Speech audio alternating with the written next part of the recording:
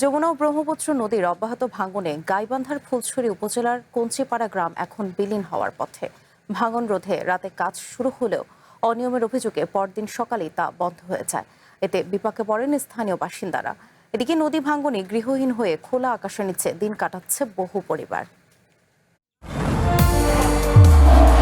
নির্মাণে number 1 Shah cement.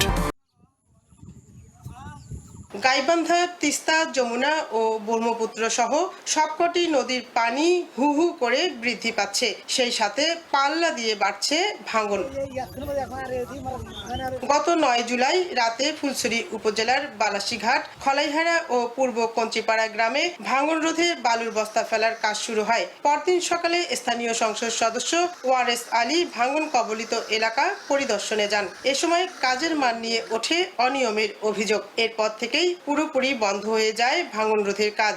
কোনো বাস্তা না, আমার বাড়ি ভাঙিয়ে যাচ্ছে, ভিটে যাচ্ছে, ভিটে নদী এখন ঘর ধরছে, আমরা আর কোনো বাসার পথ নাই। নদী তো ভাঙতেছে, নদী ভাঙতেছে, তা বাদে যে কাজ আসছিল, কাজ বোধহয় 1000 না 1200 বস্তা ফেলাইছে, ফেলানোর পরে আর নাই, কাজ নেই, এই দিন হয় কাজ।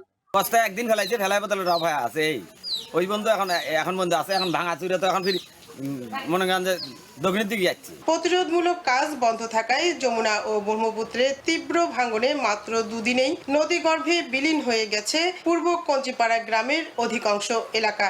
গৃহহীন হয়ে পড়েছে অর্ধ শতাধিক পরিবার। মাথা গোঁজার ঠাঁই না থাকায় এখন খোলা আকাশের নিচেই রাত কাটাতে হচ্ছে নদী পাড়ের এসব মানুষকে।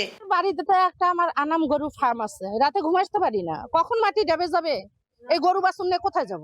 আমাদের এখন আল্লাহ ভরসা।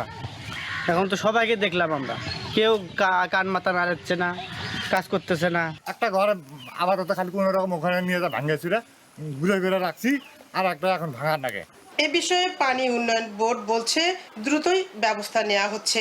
প্রকল্পটা পাশ হয় নাই, পাশ না হওয়া অবস্থায় যখন বন্যায় এদিক ওদিক ভেঙে যাচ্ছে, আমরা অগ্রাধিকার বিবেচনায় যে জায়গাগুলো বেশি জরুরি, তারপর হলো মনে করেন অবকাঠামো খুব বেশি আছে, ক্ষয়ক্ষতি বেশি হচ্ছে, অগ্রাধিকার বিবেচনায় সেগুলো ইমিডিয়েট রেসপন্স হিসাবে এই ব্যবস্থাতে আমাদের আসতে হয়। পানি বাড়া কমার সঙ্গে সঙ্গেই গাইবান্ধার বিভিন্ন এলাকায় তীব্র হচ্ছে নদী ভাঙন। এতে অর্ধ শতাধিক পয়েন্টে ভিটেমাটি ও ফসলি জমি নদী গর্ভে বিলীন হচ্ছে।